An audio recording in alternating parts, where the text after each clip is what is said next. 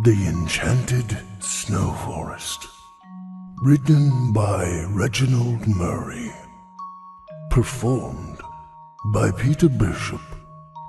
Featuring Aidan Ordover, Jesse Cornett, Otis Gyrie, Jeff Clement, Heather Ordover, and Adriana Kozlowski. Production by Jesse Cornett. Original music by Brandon Boone and Jesse Cornett.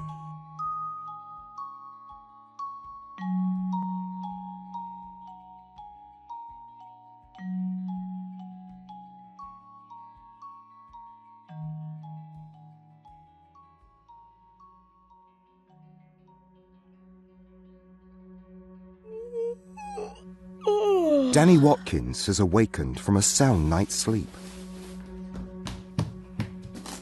He looks out his bedroom window at a vague forest where there are tall evergreen trees. Those neighbouring trees pretty much blocks the view of what else is beyond. For quite some time, this forest has been a mystery to him.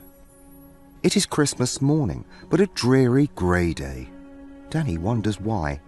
He cannot worry about things he has no control over. The weather, for one thing. Danny is not ready to open his presents yet.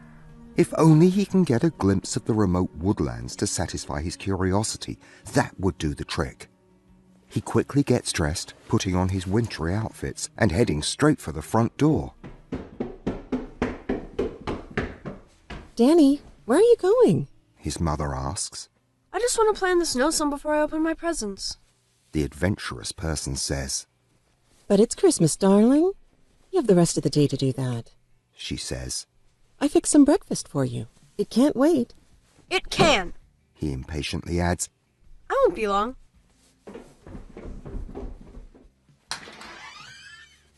He closes the door behind him. Danny has lied to his mother with a straight face. Playing by himself in the snow is quite boring. Then again, another thought enters his mind. If he could build a snowman. If only he could. Perhaps the world's tallest one will suffice his needs. But he needs help. He has none. Building the world's tallest snowman facing his house is a great idea whenever he looks out his window. It would fascinate him. But I have no help. He muses the thought casually. He gives himself a reality check. Danny walks that much deeper into the silent woodlands, witnessing what it's like to be in cahoots with one of Mother Nature's treasures. His curiosity isn't satisfied. Far from it. He sees the bare trees. Winter's stinging breath has stripped fall of her variegated trees. So much for little Danny's good wishes. He has to wait another 365 days to see the sheer beauty of them. But he likes them. He notices the forest squirrels, rabbits, chipmunks, beavers and raccoons quickly scampering here and there off in the distance, cutting across the snow-covered path, running through rotten, fallen logs as their safety net, and those haughty birds flying off to wherever. His eyes catch a deer, perhaps lost in its way. The deer senses little Danny's proximity.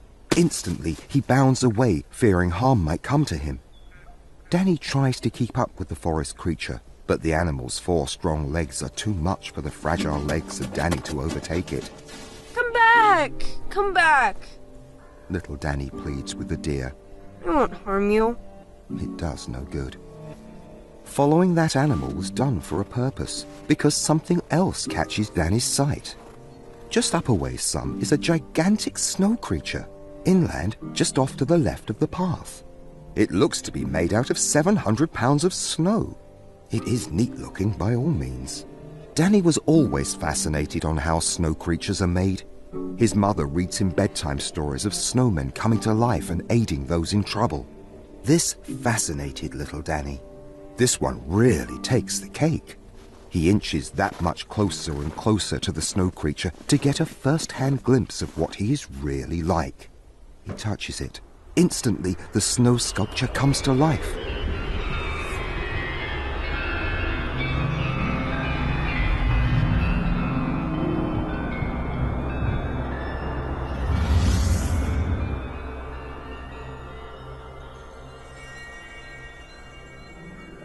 It's Danny, the undersized person against the gigantic snow creature, perhaps the tallest snow structure in the world.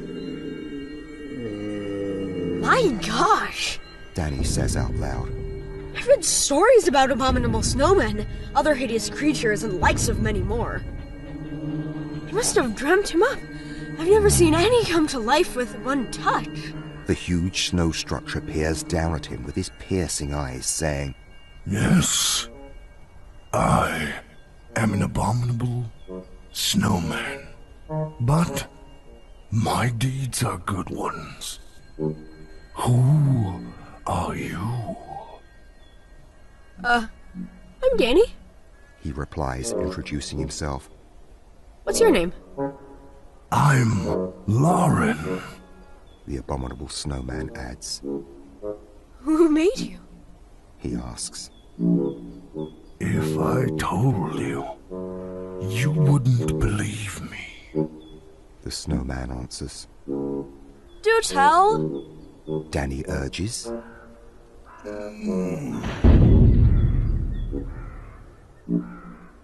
A long time ago, He begins.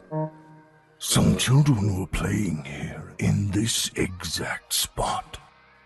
You should know. We have all sorts of people who love the outdoors, winter life. It chanced one Christmas day that they decided to build the largest snowman in the world, with the help of parents and friends, just for kicks. They built me. My rash thinking is for me to scare off any foe or beast that might come upon them unawares. Even the wild forest animals would stay their courses. What happened next? Danny asks. As you might have guessed, an evil wolf by the name of Gwalin and his miscreants caught everyone off guard. He has some dark powers. He and his cohorts penalized us. How? He used his dark magic to subdue us. The gentle snowman said. I was alive. He turned me into a snow sculpture, as you see me, and his bandits kidnapped my friends. He blew his stinging breath on me.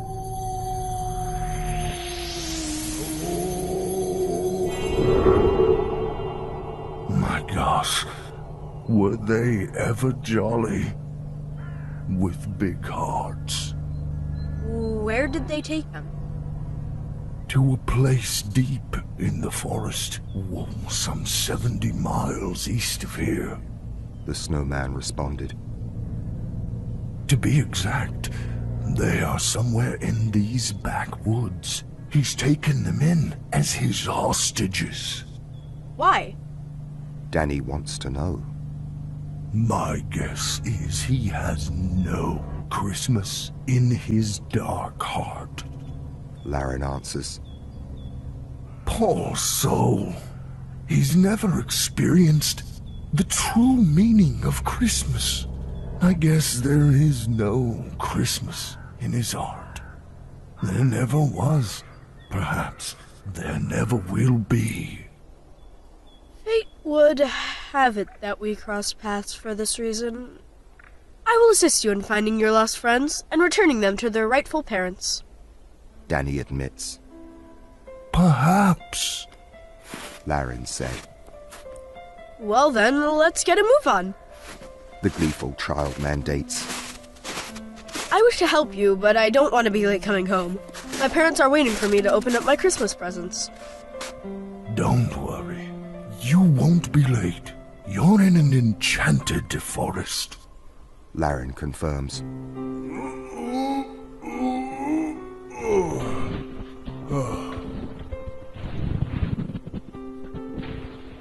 Our time here is different from yours. Seconds in yours is but an hour in ours. Excuse my ambiguity. As you grow older, you will see what I mean.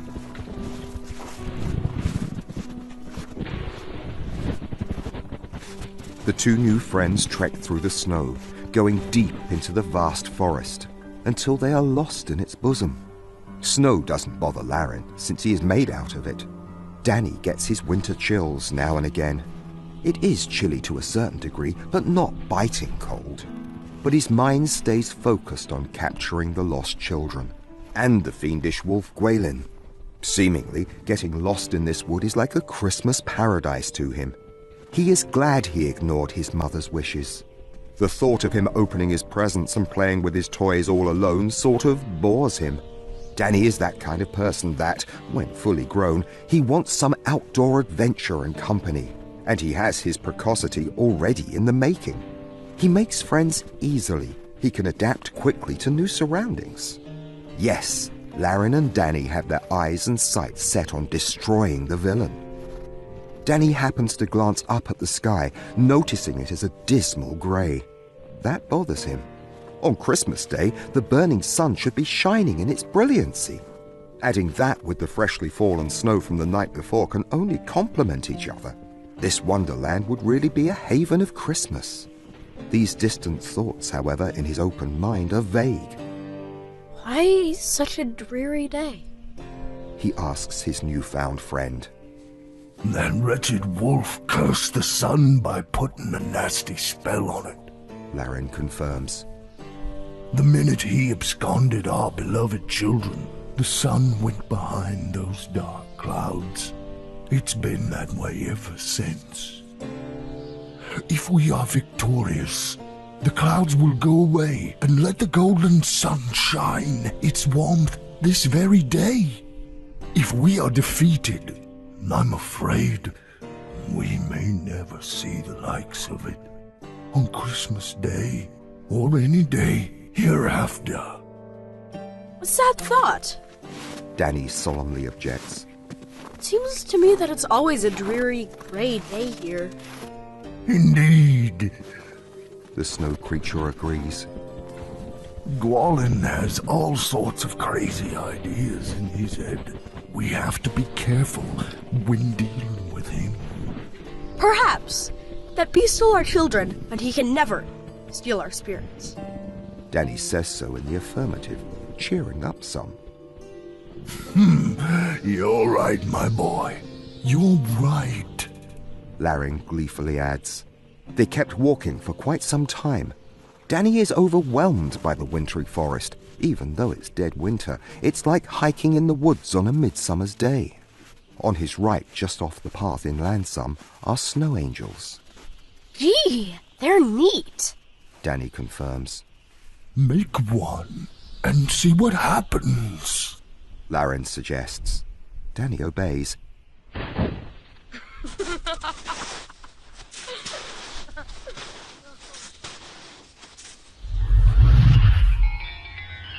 Instantly, a real angel emanates from it. My dear Danny, you have been called for a reason. The angel says in its echoing voice. A dark side is now hovering over these cherished woodlands. I know your heart and mind far better than you do. You will assist Lauren in capturing the lost children. When you do, you will be rewarded for your bravery and integrity. I will be watching from the windows of heaven. Then the snow angel ascends high in the air, disappearing.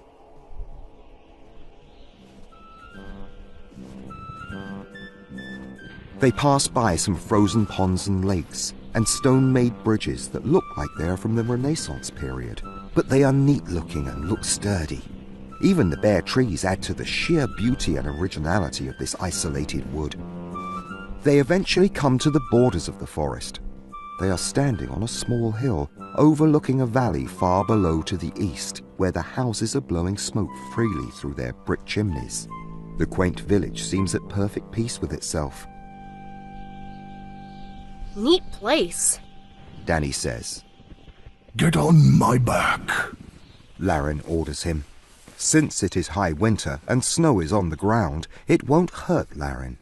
He helps the petite Danny on his back.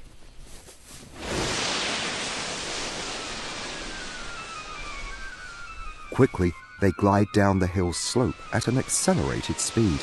In mere minutes, they hit the foot of the hill. Yes! Laren and Danny walk up to the first house in proximity to them. Laren knocks firmly on the wooden door 3 times. From within, he hears footsteps fast approaching the entrance. The door swings open. They see a normal-sized man wearing a pleasant countenance. Laren! He exclaims. You're alive again! How did that happen? I'd say you're looking at him. Laren responds, gesturing to Danny. Hello, little fella. The jolly-faced person cites. My name is Dorwin. My neighbors and I made Laren the person he is today many moons ago. But as you know, darkness has prevailed over our village. So I've been told. Danny reminds him. I've heard your enemy is a wolf chief by the name of Gwalin. He kidnapped your friends. Do come in and join me for some hot chocolate and cookies. Dorwin ingratiates himself with the newcomer. Laren, since he is made out of snow, patiently waits outside. The icy weather and snow cannot hurt him. Danny, meanwhile, follows the friendly fellow into his kitchen. Both seat themselves at a wooden table and engage themselves in a deep conversation over what has transpired. So Gwalin absconded with your friends? He did. The neighbor acknowledges. He's trying to take the joy out of Christmas. He's stolen our tangibles, but not our intangibles. I think what he means is Danny expresses. he cannot take Christmas out of our hearts. That stone-cold moron.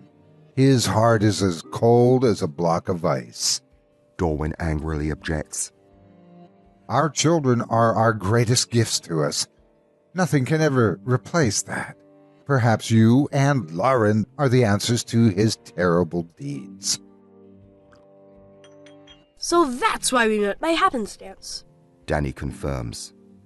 They take some more sips out of their hot chocolate and bites out of their cookies before engaging in some more of their plain talk. Which direction did he take him? Danny asks. Some 70 miles east of here. Dorwin retorts. They are imprisoned in his wooden cottage. I'd be extremely careful if I were y'all. Those woods are haunted and dreary, to say the least. What's his reasoning? Danny wants to know. My thinking is he is envious of those who celebrate Christmas. The person informs. Christmas is a time of season to forgive, forget, and share. He can do none. My friend has a warped soul. Danny admits. They chew and chat some more at length before Laren hollers from outside and tells them that they better get going. Danny, it's time to go. The only Christmas present I want from you is to bring them back, safe and alive. Dorwin wants. We'll conquer the beast. Danny promises. In mere minutes, he and Laren are off in another set of woods, the haunted woods, to secure the lost children. They eventually reach the perimeter of the spooky forest. It does have a disturbing presence about it once they step into it. There is an eerie silence. Some of the trees are ugly and distorted. Laren and Danny notice the skeleton remains of the forest creatures lying still as stone. Perhaps Gwalin and his miscreants got hold of the hapless rabbits, deers, and goodness knows what else they could eat for their meals. Laren thinks gloomily to himself. Just up a ways is a wooden cottage that is burning smoke freely through its chimney. As they approach the doorway entrance, 5 or 6 wolves come from out of hiding, howling, snarling, and salivating freely at their mouths, like they are ready to take them as their main course meals. Their evil eyes are red in guise. Back off, thieves! Laren orders them in his dictatorial, booming voice, not at all intimidated by them. They turn and run in disarray, in all kinds of directions, howling. Gee, you do have some rough edges when threatened. Danny notes. Only when I'm threatened. Laren further confirms. They eventually come to the doorsteps of Gwaylin's front entrance. Laren knocks. No one answers. He knocks a second time. Still, no answers come. What do you suppose? Danny asks, whispering. He's probably out doing more of his mischief. Laren answers. He's planning on seeing who else he can abscond. He slowly turns the doorknob as quietly as possible. The door swings open. In they walk silently, with extreme caution. A terrible odor hits their nostrils. They withstand it, looking for the captives. They quickly go downstairs to the basement.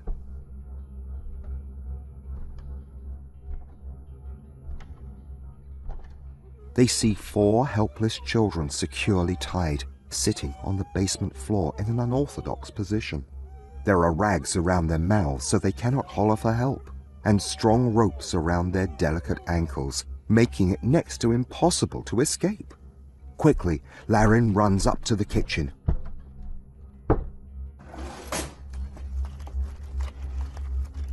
Retrieves a kitchen knife, cutting their ropes, giving them their freedom.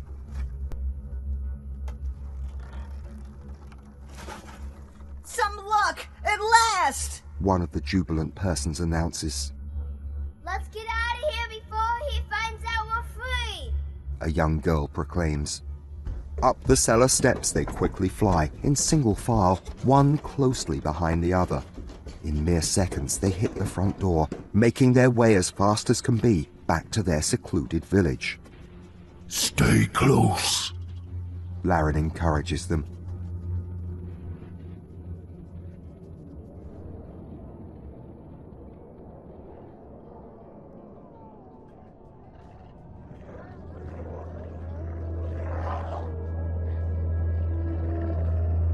Gwaylin and the pack of wolves eventually return to his cottage. They are in for a rude awakening. I don't understand it. I had them securely tied here in the basement. The wolf tells one of his servants in his gruff tone. How did they manage to escape? With the help of somebody. The servant returns his answer. Gwaylin notices a knife lying on the floor. This is part of our answer. He points to the knife. They go outside and see 2 sets of footprints in the snow. One is small, the others are gigantic. Instantly, he reads between the lines, knowing that Laren, the snow creature, came back to life somehow. These are Lauren's tracks. The others are possibly your kids. How did he get back to life? Asks a second servant of his. I thought you put a curse on him. I did. He was probably touched by a warm-hearted child. This is an enchanted forest. The wolf chief confirms. Anything can happen in this forest. Anything. What now, my lord? The assistant asks. We'll go after them. Gwaylin responds.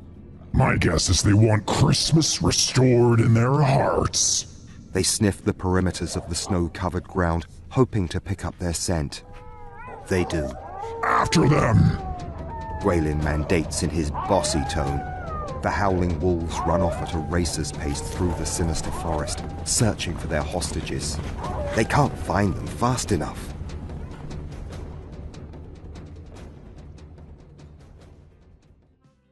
The 4 hostages are quickly reunited with their parents, relishing every moment of their safe return. Well, Danny, we better get going, Laren comments.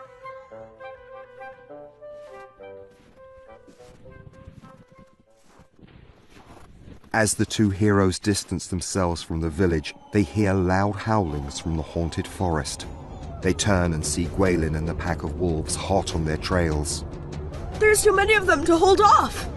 The frightened Danny Watkins pleads.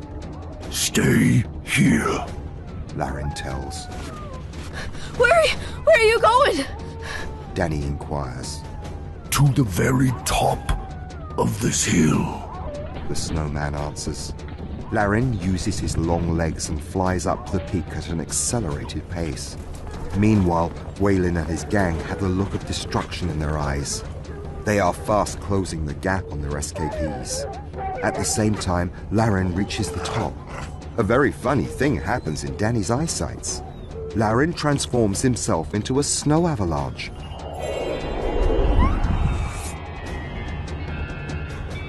Stand aside, Danny! He hollers down in his booming voice. Danny obeys. A tiny ball of snow starts rolling down the hill, picking up speed and growing enormous in size.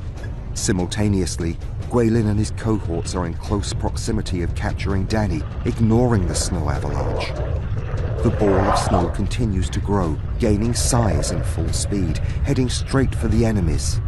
It does great harm to the wolf pack. They misjudge its speed and power. The snowman-turned avalanche easily overtakes them, burying them deep underneath.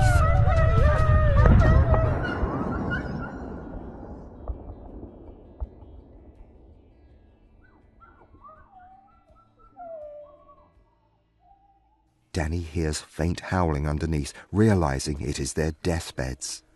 Gwaelin and company are like popsicles frozen in time. Laren then converts himself back into the snow person he is. Both he and Danny cast their sunny-like smiles, as bright as a crystal-clear day. Then something else catches their naked eyes. The dismal clouds give way to the burning sun, making the enchanted forest very scenic and alive. Afar off, they see the children come out and merrily celebrate Gwaelin's demise. They can't get enough. Eventually, the citizens plant the world's largest Christmas tree with a golden star sitting comfortably on top, shining in its brilliance. After that short-lived triumph, Danny and Laren are back at the exact location where all their high adventures began earlier. Well, Danny, this is why we crossed paths. Laren confirms. We did! Danny acknowledges. That was quite an adventure. Christmas is more than just receiving. Laren notes. It's about giving and giving back to those in dire need of love. It's about being free-handed and giving abundantly. One may steal our products, but not our spirits. I'm grateful we crossed paths. Danny adds. No amount of bad can withstand a spark of good. Well put, my boy. I was your learning tree of a sort. Laren confesses.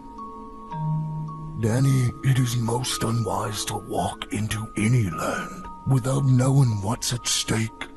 Always do your homework before entering any uncharted territory. Well, you better get going. But I want to stay here somewhere and celebrate Christmas with you. You already have. Laren cites. You celebrated Christmas with me by bringing me back to life so I could rescue the lost children. These forests are safe once again. Now, it's time for you to return to your real world. Go.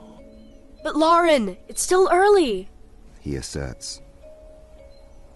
I said, go. The gentle giant kindly puts it to Danny. Danny obliges. Danny walks away a few paces and turns to say his last goodbyes. The snowman has turned back into a snow sculpture. It's sort of a letdown to Danny. Oh well. He casually thinks to himself. It's best for the both of us, I guess. This is an imaginary forest, after all.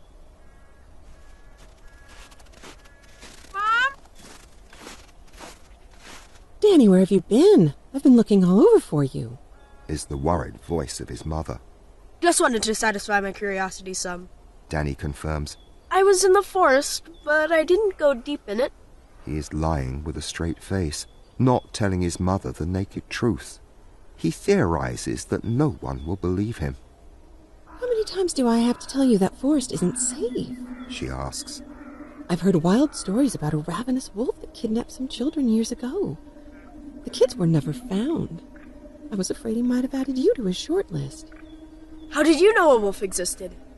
Danny asks, not revealing to his mum that he encountered the evil creature. She wouldn't take his words, because he is just a boy. Grown-ups don't believe anything children tell them. Wolves come upon you unawares, she warns. I've seen them occasionally. They're killing machines. They live in the forests. Well, I'm alive, he adds. You are, but you still don't know the dangers lurking there. She warns him. Let's go inside and open up your presents. Both enter the house. Danny turns and looks at the forest with a bright smile.